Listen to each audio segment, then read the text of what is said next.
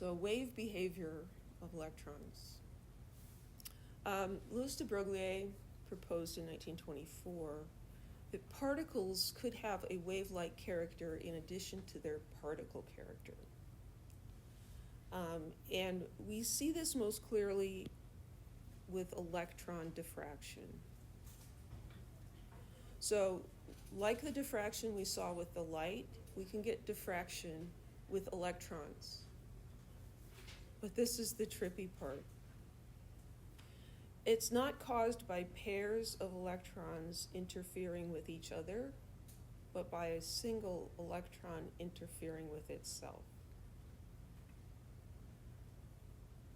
Because the electron is a wave, and it is a particle.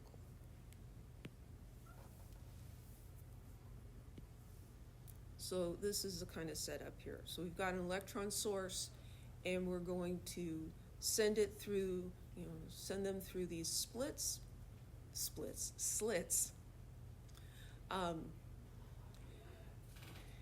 And what you see over here, it's not visible light. You have to have a special sensor here. But this will show us a pattern like we saw with the light, where there are bright spots where lots of electrons are hitting and dark spots where no electrons are hitting. It makes an interference pattern just like waves do. And so this was proof of electrons having wave nature. If the electrons behaved only as particles and were shooting through these slits, we would expect one bright spot here and one bright spot there, and the others would not go through. But that's not what happens.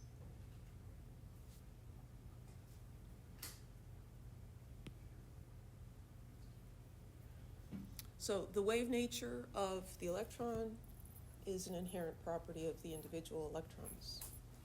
Wavelength is inversely proportional to velocity. So this is the de Broglie relation, which, there's some homework problems and worksheet problems and stuff that'll use this, but this is not a real big deal equation.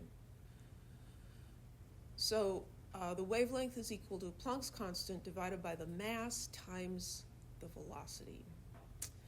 And down here,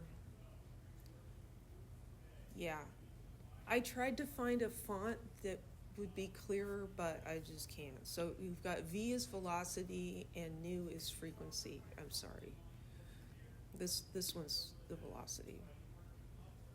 And there's Planck's constant gets used again here. So we can do problems like this. What's the velocity of an electron that has a de Broglie wavelength approximately the length of a chemical bond? Or 1.2 times 10 to the minus 10 meters.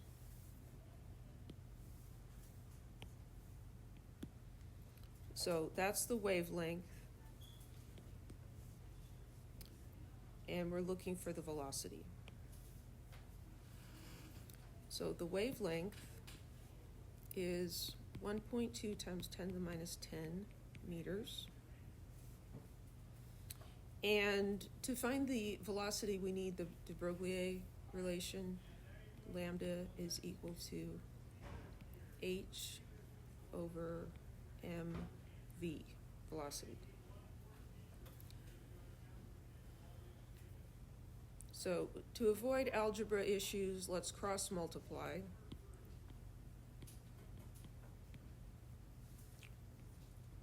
That's essentially a 1, right? And so then we can divide by lambda m, and the velocity will be equal to Planck's constant divided by the wavelength times the mass. So Planck's constant, 6.626 times 10 to the minus 34 joules seconds. They gave us the wavelength, 1.2 times 10 to the minus 10 meters. And then we need the mass.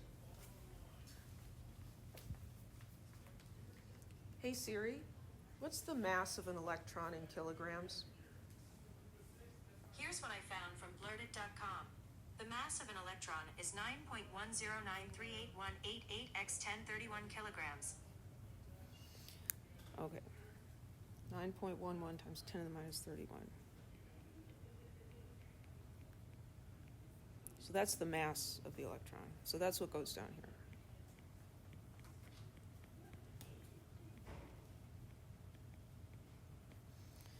I don't remember what the mass of a wavelength of an electron is, and so I don't recommend that you do it either.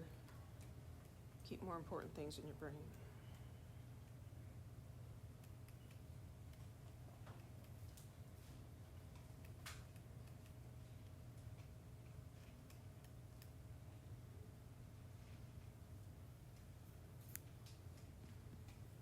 So my calculator is set up to display decimal notation, and so this is what it's telling me.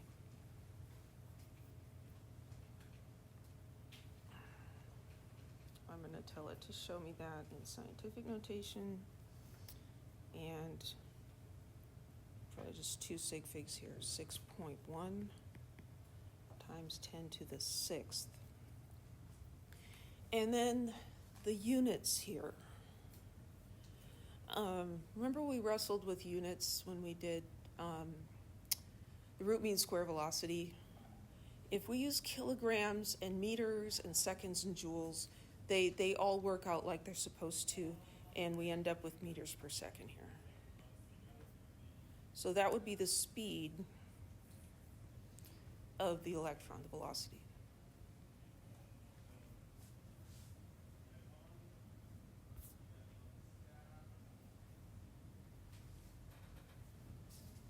Since quantum mechanical theory is universal, it applies to all objects, regardless of size. Therefore, according to the de Broglie relation, a thrown baseball should also exhibit wave properties. Why don't we observe such properties at the ballpark? A, because of the baseball's large mass, its de Broglie wavelength is minuscule and insignificant compared to the baseball's size. B, since baseballs do not have any charge, quantum mechanics do not apply to them. Or C, quantum mechanics does not apply to baseballs.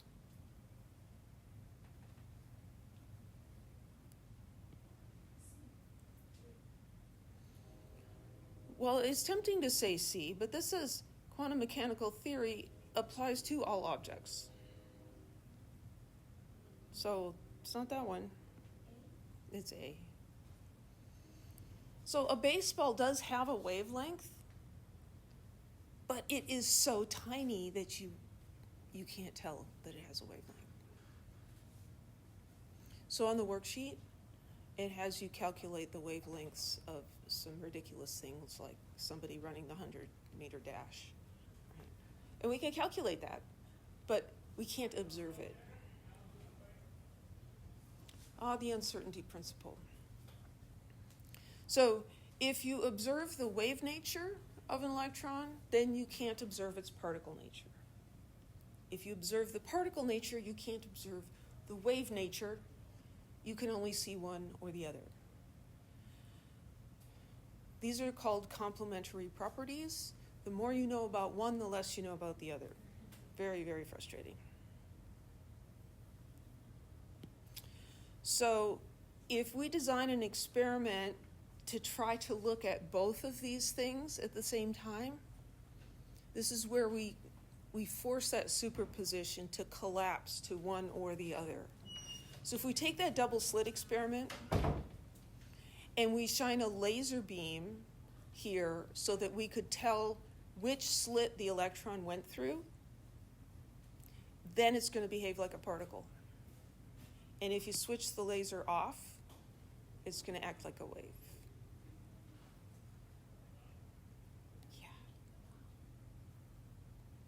So Heisenberg has an uncertainty principle, and this is not an equality.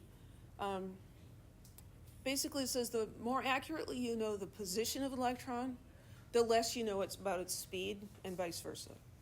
So the position would be more like the particle nature, and the speed would be more like the wave nature. So the uncertainty in the x position, it's in its position, times the mass, times the uncertainty in the velocity is greater than h divided by 4 pi. We can't simultaneously know the position and the velocity of an electron. Which statement best summarizes the uncertainty principle? Both the position and the velocity of an electron can be accurately known at the same instant. Is that true? No. Either the position or the velocity of an electron can be accurately known at the same instant. Yeah. Or neither the position nor the velocity of an electron can be accurately known at the same instant.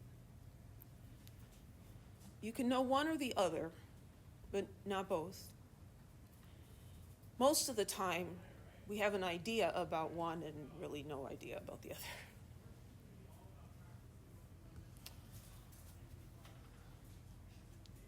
So classical physics is based on determinacy. The present determines the future. We can look at the particle's velocity, its trajectory, the forces acting on it, and predict what's going to happen. But because we can't know the position and the velocity of an electron, we can't predict what path it will follow. And so that's known as indeterminacy. And instead of being able to predict based on the present, we can only describe it statistically. So the best we can do is to describe a region in which there's a probability that the electron would be found. So this is determinacy. Baseball player hits the baseball, and it takes this trajectory. And, you know, our brains are incredible computers. This guy in the outfield, he's watching the ball, and he knows.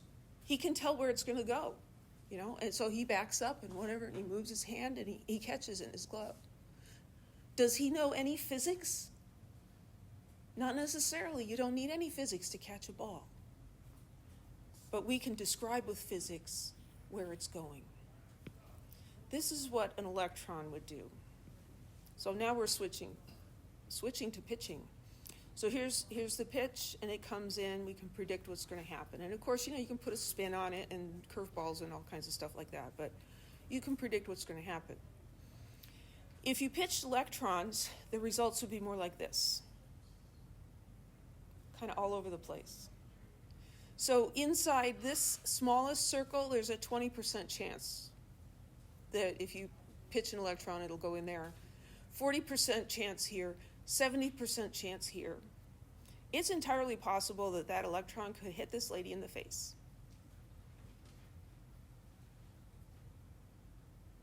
So we can look at this as a function, a probability distribution, the number of pitches and the distance from the center of the strike zone. More of them are going to be in the strike zone. As you go out, there's going to be fewer and fewer. But they could still be there.